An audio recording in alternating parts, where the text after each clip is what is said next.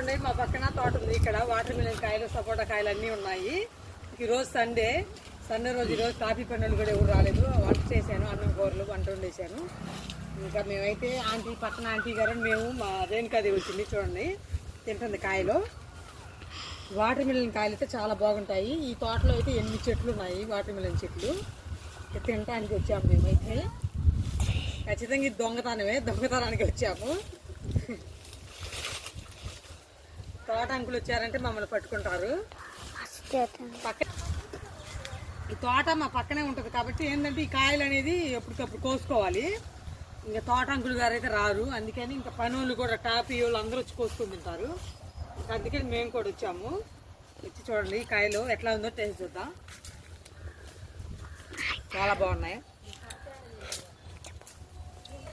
Aunty గారు అయితే ఆ చెట్టుకి వస్తున్నారు చూడండి. మా శృతి చూడండి కర్ర తీసుకొని వచ్చింది. కాయలు అయితే టేస్ట్గా చాలా బాగున్నాయి ఫ్రెండ్స్. మీలో ఎంతమందికి వాటర్ మిలన్ కాయలు అంటే ఇష్టమో కామెంట్ చేసి చెప్పండి. మరి వెనకైతే కూర్చోండి తింటుంది. బాగుందా? సూపర్ ఉందా?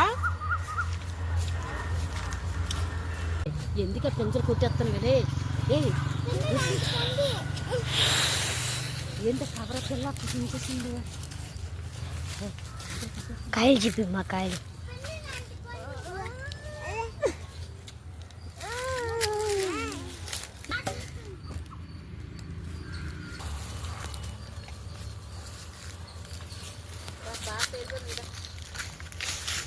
ఉండండి ఇంటికి పోయి ఏం చెప్పాలి.